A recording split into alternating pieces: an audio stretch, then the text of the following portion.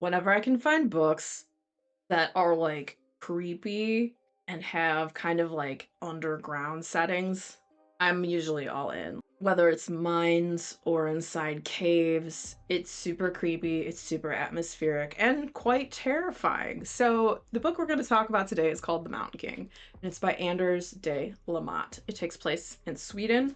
It follows the story of this detective. Her name is Leo Asker, and she's a part of this unit on the police force called the Serious Crime Unit.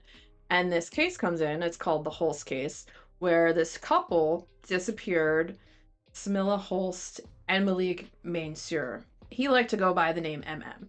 So they disappear. The last thing known is there's an Instagram photo of them, and they're like hashtag exploration or whatever they said. And MM is super big into urban exploration, which is where you go and explore places that are all crumbling and falling apart and decrepit and whatnot.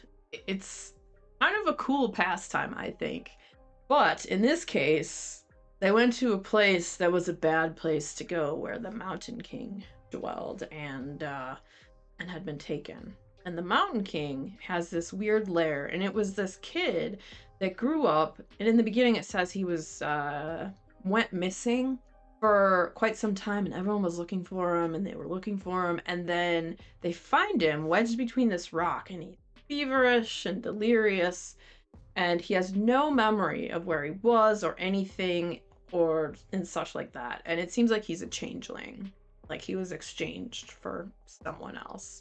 And as he grows up, he's super creepy, and he goes and starts like sneaking into people's houses and watching them, and he'll like take something like an earring or some underwear or just like something that's not super noticeable, and he'll put these like creepy little plastic figurines somewhere, like wedged in a drawer or in a couch cushion or somewhere like that. Anyways, and as it keeps going, one day his uncle has like behind his property, there's this old abandoned military base that's in a mountain, and you climb down like 3 different levels.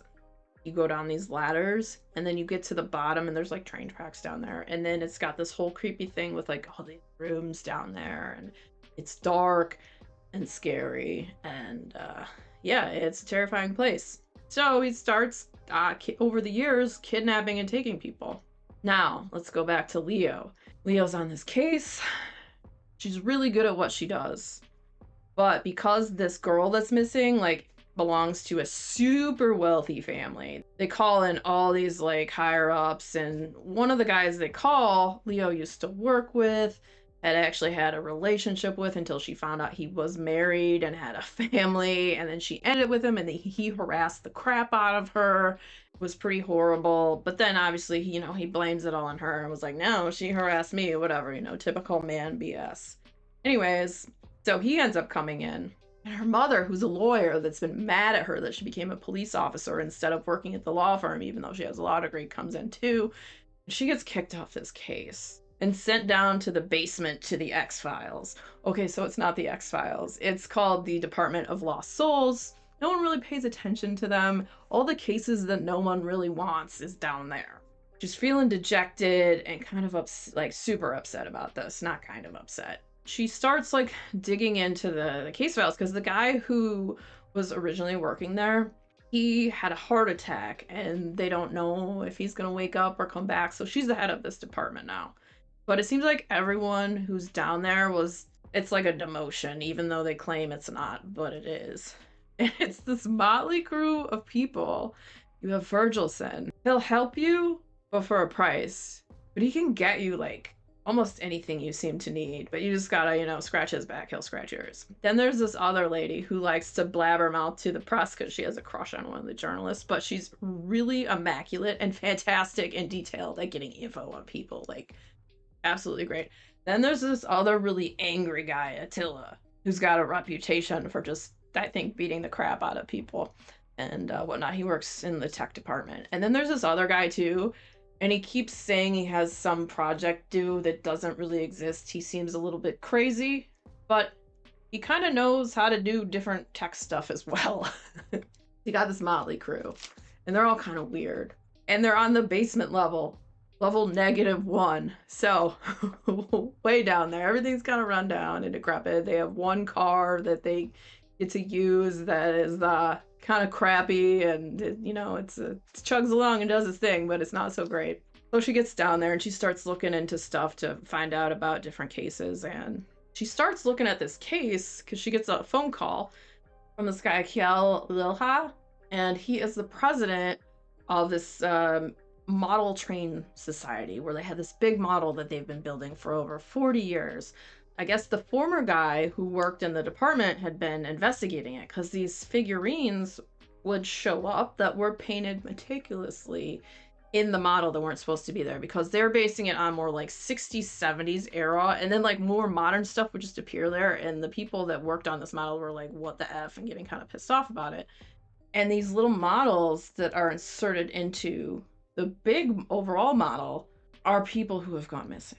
And she figures this out when she sees the latest people that were inserted in there are the figurines of MM and Smilla Holst, the girl who have gone missing.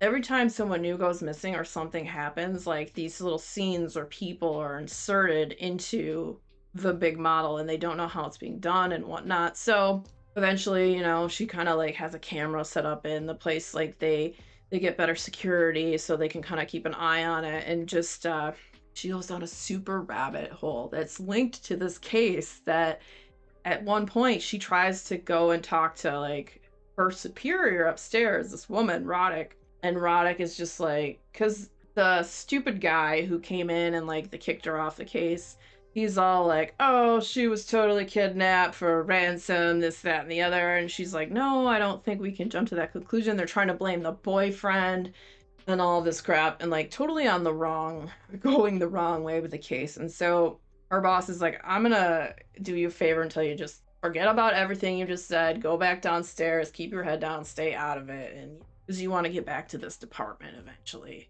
And so she's like, what the F? Okay, so she keeps working on this case, and it is creepy, eerie, it's super effed up. You flash back to between how Leo was raised. She was raised by this guy, Prepper Pear, who kind of went insane.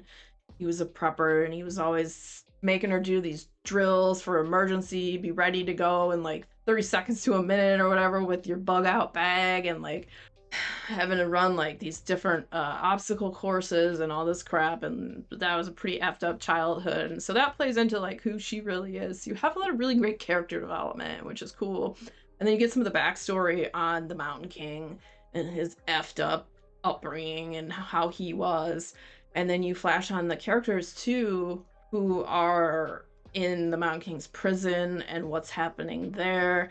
And it was just such a fantastic thriller. I highly enjoyed it. I love the creepiness. I love that it's inside a mountain, and that like claustrophobic, overwhelming just sense of dread that comes with that is, yeah, I don't know. I like that stuff. So I feel like creepy as heck thrillers, The Mountain King by Anders De La Motte might just be for you. I think another thriller that I found that was super like weird and creepy and kind of atmospheric was The Writing Retreat.